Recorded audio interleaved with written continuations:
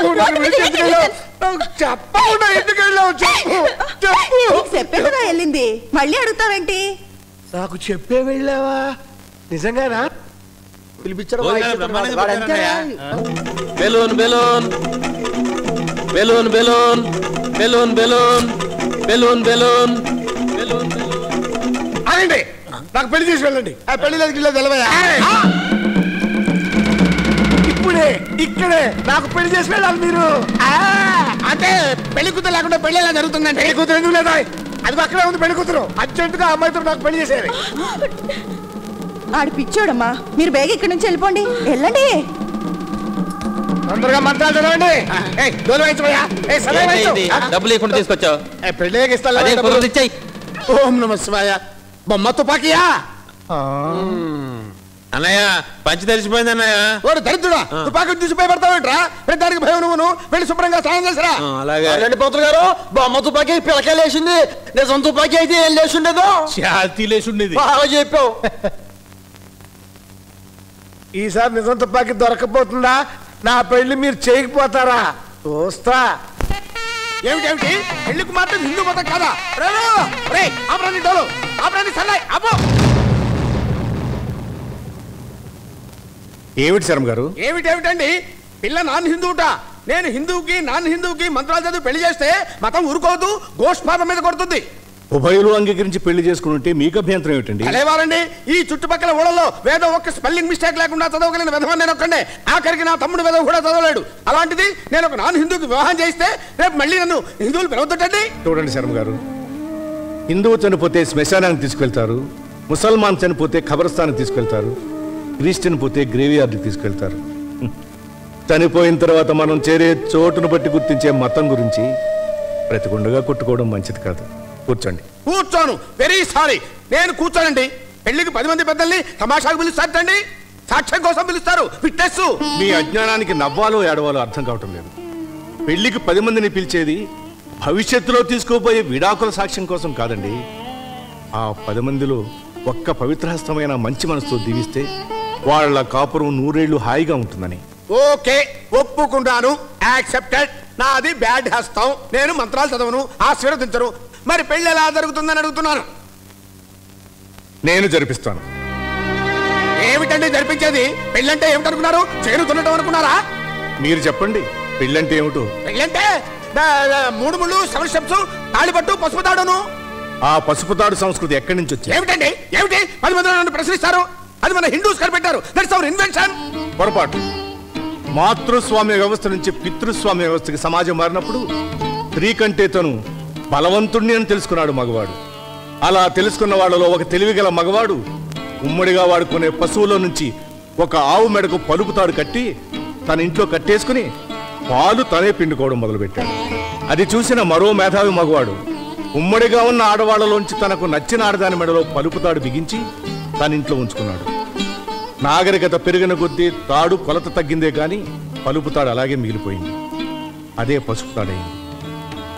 ఈ సంగతి వేదాల్లో లేదా అన్నయ్య? వేదాల్లో లేదా? నీ మెదడులో లేదా? మన ప్రశ్నలు నువ్వును. మనం లేకుండా ఈ పెళ్లి ఎలా జరుగుతుందో చూద్దాం. పద. ఈ పెళ్లికి నేను పౌరోహిత్యం వహిస్తున్నాను.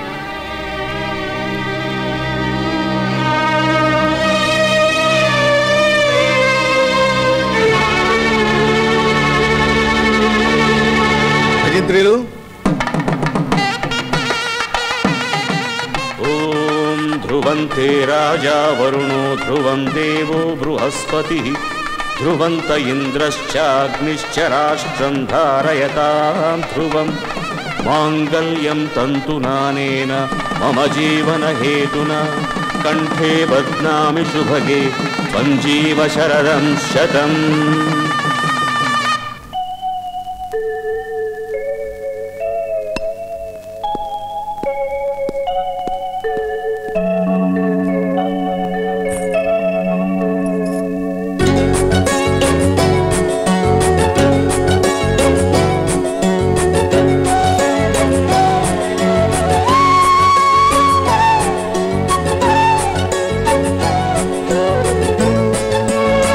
జ్యోతి,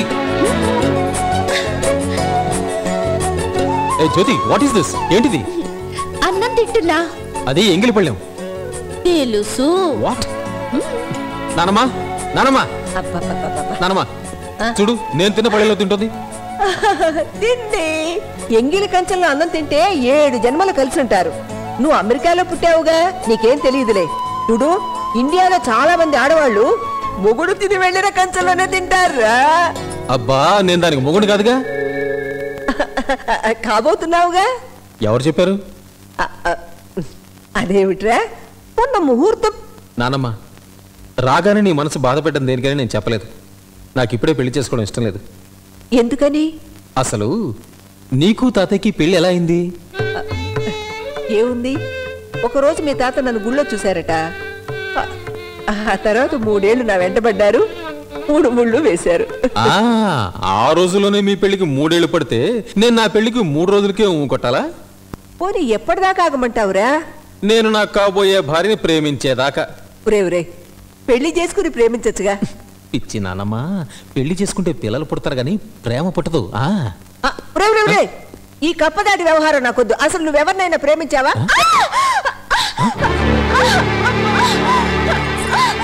What happened? రాంగ్ కనెక్షన్ అనుకుంటే షాక్ కొట్టింది. Oh my God.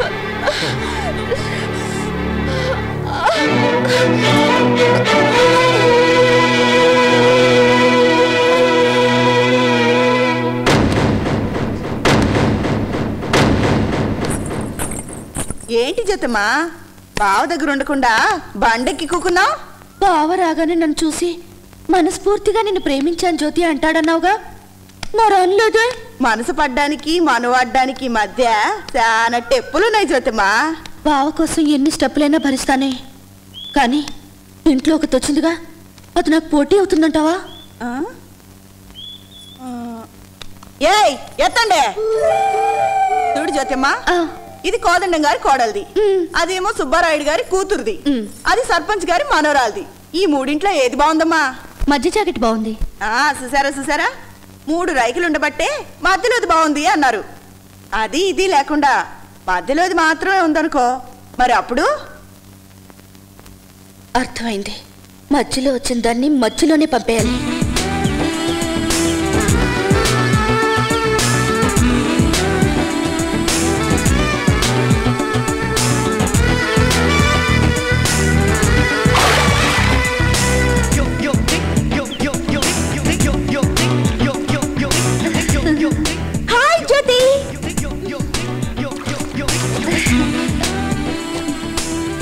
హలో జ్యోతి, నీకు స్విమ్మింగ్ వచ్చా? రాదు, నువ్వు నేర్పుతావా? రా, నేర్పుతాను. అది చిన్నపిల్లలకి, మనం పెద్ద పిల్లలు కదా, ఇక్కడ నేర్పుతాను.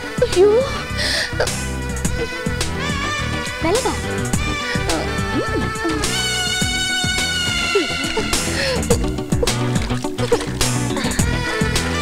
ఇప్పుడు నేను చెప్పినట్టు చెయ్యి. వాళ్ళ పడుకో. పడుకో. రైట్. ఇప్పుడు నీళ్ళ చేతులతో లాగుతూ కాళ్ళు ఆడించాలి. అది అలాగే అలాగే అలాగే.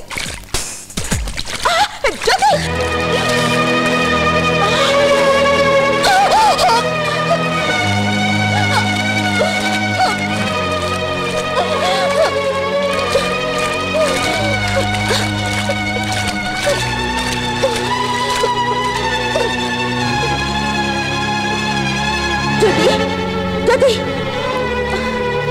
జ్యోతి, జ్యోతి,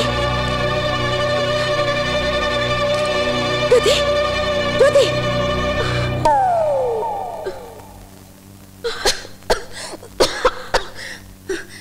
నేను బ్రతికి ఉన్నానా?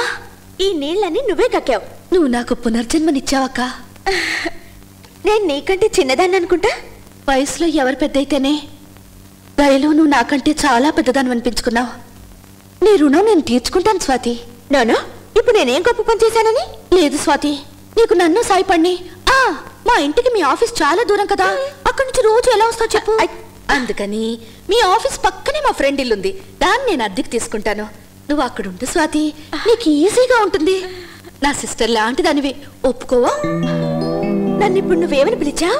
సిస్టరు అని. జ్యోతి, నన్ను సిస్టరు అని పిలిచి నాలో సిస్టర్ సెంటిమెంట్ ని పెంచావు. నిన్ను వదిలి ఎలా వెళ్తాను? దూరం అయినా దగ్గరైనా నేను నీతోనే ఉంటాను సిస్టర్, నీతోనే ఉంటాను.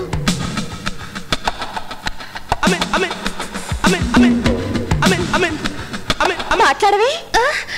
మనిద్దరం అక్కా చెల్లెళ్ళుగా జీవితాంతం కలిసి బ్రతుకుదాం.